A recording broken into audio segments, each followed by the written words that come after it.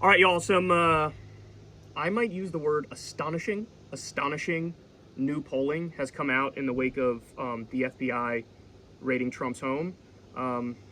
Share this with me, and then I think we might have a disagreement on this one. Yes. Actually, we've been having a debate for several weeks now that we decided we would share a little bit with the public. Okay, so Morning Consult and Politico have this new poll that shows Trump's 2024 primary support reaching new heights after FBI raid. Now you have 58% of Republican voters saying they would back Trump in a hypothetical 2024 contest. That is up from 54% in July. Most of that comes out of Ron DeSantis's share, so it slumped 5 percentage points since late July to 16%. And also, a record high 71% of GOP voters say that Trump should run for president in 2024. So the early evidence suggests that, at least in terms of the Republican base, the FBI raid has been nothing but good for him so far. So my question for you is, do you think that he's basically a lock in the Republican primary in 2024? Yeah, more or less. I mean, listen, there's all kinds of things that could come out. He could actually be indicted and end up in prison, and that's a different ballgame. But in terms of where things stand, I mean, to me, the most telling thing wasn't even these poll numbers. It was the fact that instantaneously, the moment that the information about the raid came out, every single potential theoretical challenger to him in the Republican Party immediately bent the knee and fell in line. From DeSantis to Mike Pence to Mike Pompeo, every single one of them. And Fox News, where there's been a lot of speculation lately that, oh, maybe Rupert Murdoch is pulling away from Trump and they're trying to push DeSantis forward, et cetera, et cetera. It was instantaneous. Not a single one of them took a moment to say, let's wait and see where the facts go, which would have been easy to say. That's what actually the Democrats said that night. Chuck Schumer was on with Rachel Maddow, and that's exactly what he said. They were on the talking points right away. So the idea that any of these cucks are going to be able to forcefully challenge him in a primary and dethrone him, I think is ridiculous. He's also planning to, he's being pushed to announce for presidency basically like right now, while he has all of this consolidation and while all of his potential opponents have just completely bent the knee. Okay, so the first point I want to make is it's a long time until the 2024 race. And is it though?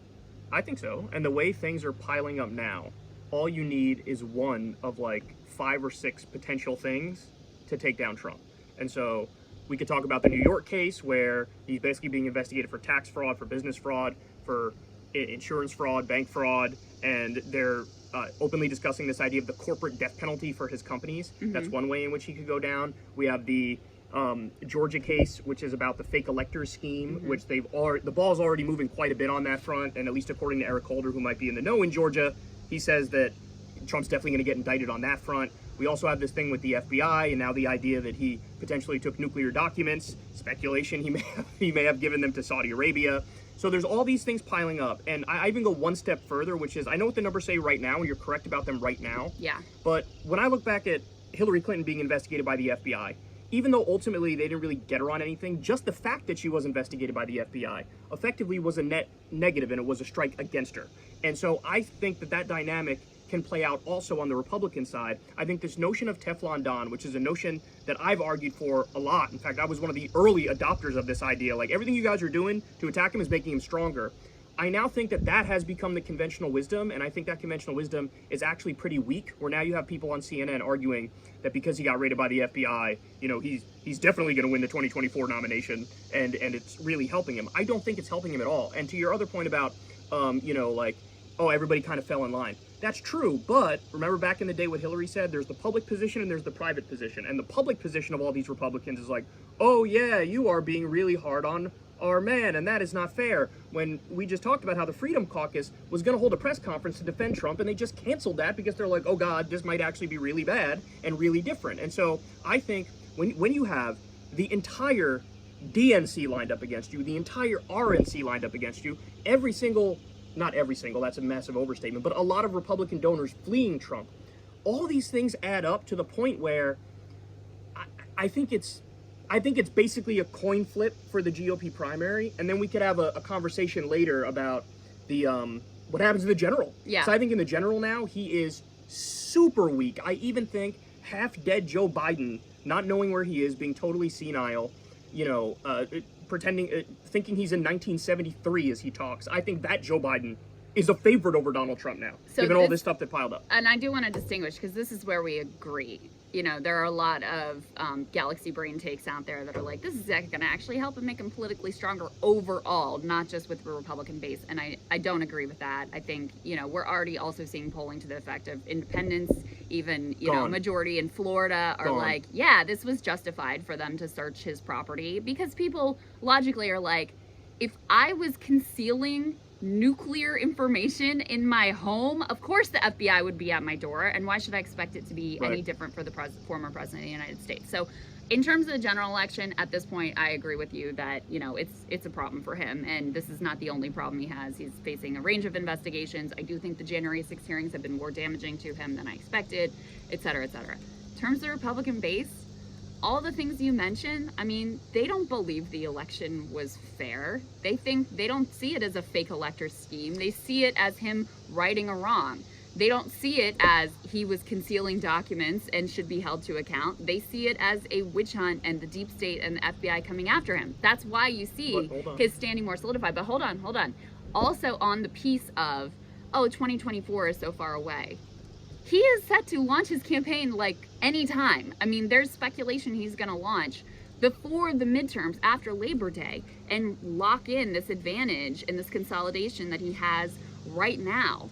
So the other thing that you need is a candidate to go up against him who has some sort of case that they can make as to why people should switch horses. You can't just come in and be like, Donald Trump is amazing and he's the subject of a witch hunt and it's deeply unfair, but for some reason I'm not really going to specify you should vote for me instead. That's not going to work out. If you're Ron DeSantis, you have to be able to make a case in a different direction, and I have never seen him make a single compelling case of why voters should switch from Donald Trump to Ron DeSantis. Okay, so what I'm arguing here is for a position of agnosticism and for people to be humble and to sort of admit, like, look, nobody really knows what's going to happen. Because to one of the points you made about, the base is sort of falling in line. That's true that they're backing him on this, but there was a poll not too long ago that said only 15% of the public wants him to keep talking about the 2020 election, and he can't shut the fuck up about the 2020 election. The other point is, you said, you need to be able to make a case against him. I don't even agree with that. I think there's a lane for somebody to sort of just like Bernie did in 2016, where all he talked about is, here's what I'm in favor of and here's what I'm going to do. And the only time Bernie swung at somebody was when he was swung at first. And so he was a counterpuncher. I see a lane for a Republican to not attack Trump. Don't be anti-Trump, don't be pro-Trump. Say what you're in favor of, say what you're going to do. And if Trump takes a bullshit swing at you, then you can swing back at him on those things specifically. Did Glenn Youngkin go after Donald Trump? Donald Trump was not on the ballot in that. He was not up against Donald Trump directly. Do I think Glenn Youngkin could take out Donald Trump by doing his little mealy mouth dance? No. Close. I'm not saying Youngkin can win a Republican primary. What I'm saying is there is a lane for you to just talk about what you want to do and only counterpunch Trump. There's a lane for you to do that if you're not running against Trump. It's very different when you're on a debate stage. I disagree. Against him. And the difference with Bernie and Hillary is that Bernie didn't. So first of all, Bernie did make more of an effective case against Hillary than he made against Joe Biden, and was much more sort of direct and aggressive about it. It was all counterpunching. But in addition, there was already a large chunk of the electorate and of the Democratic base that knew that they didn't like Hillary, and they didn't need to be sold on that whatsoever. Whereas with Trump, the base has to be sold on separating from him, because right now they're with him. They're solidly with him. They're more solidly with him now than they were 2 months ago. So you have to make a case for why they're going to switch. The one other thing I want to say about this is he has basically made the Republican Party about nothing except fealty to him. He is the center of the Republican Party. And that's going to hurt him. Where you stand on the issue of Donald Trump matters more than where you stand on taxes, foreign policy, choice, anything. It all just comes down to him. He has centered this party around himself.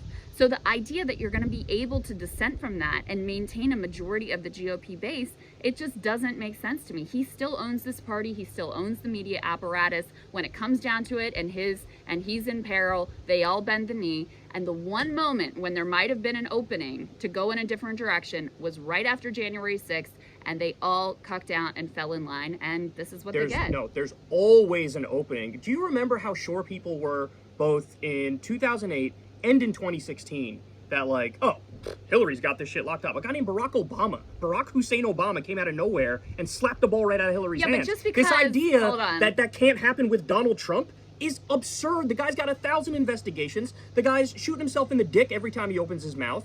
I mean, and only about 50% of that Republican base in the polls right now says, yeah, I'm with Donald Trump. 58%. Okay, so that and number the next highest number is what, 16%? Okay, I mean, that's a long way to go. But there was a time when Rudy Giuliani, back in 2008, was leading by like 20 points in the Republican primary field, and then he lost. He flaked out. All I'm asking for, very different position, all I'm arguing for is everybody needs to be agnostic and humble. This idea that he's a layup or he's a shoo-in is preposterous. And then, again, don't even get me started on the general election point, because in 2016, when Trump won, he got 9% of Democrats to vote for him. All 9% of them are gone. Maybe he'll somehow spare 1% of them. Gone. Every independent in the country gone. Every normie gone.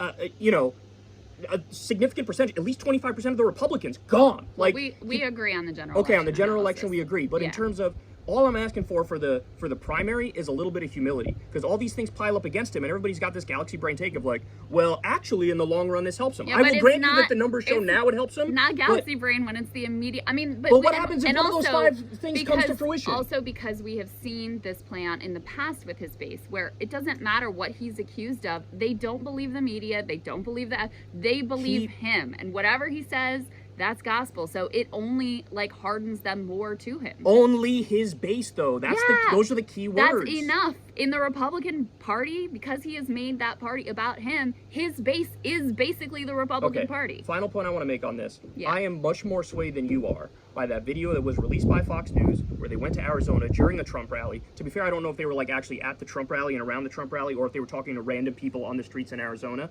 But either way, Fox News was able to find 5 people. Even if they interviewed 20 people to get these 5 people, these 5 people said in no uncertain terms, look, I like Donald Trump. In fact, I love Donald Trump. I voted for him twice. He's just too toxic to be our nominee this time. I think ultimately there's a decent chance when these voters get in the voting booth, some percentage of them are going to be like, I mean, I love the guy, and I'm telling the pollsters that I support him, but I can't do it, because I don't want to fucking lose to the demon Democrats. Some percent, 20%.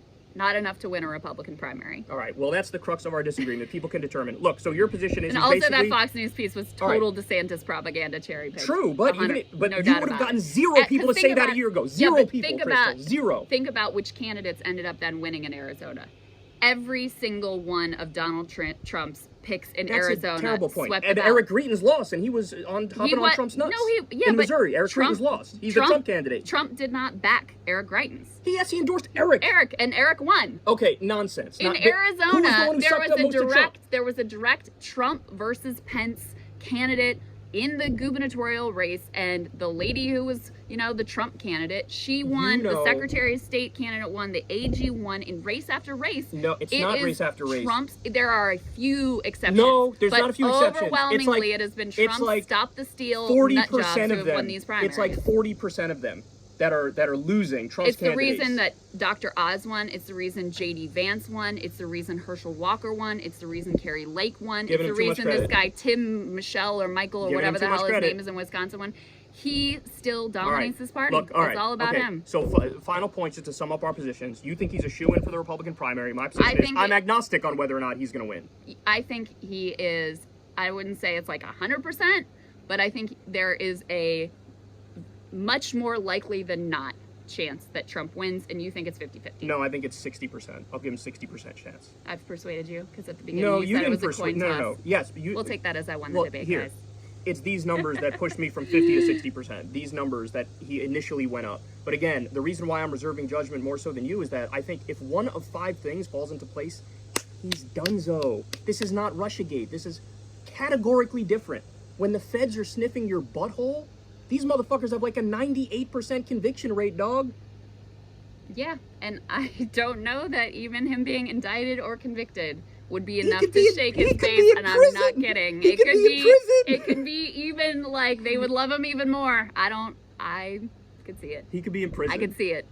All right, 60% chance Trump wins the primary. Wrongfully, Kyle. What do you It's think? a witch 90? hunt. Are you 90% he's going to win the No, I primary? give him like 70, 80.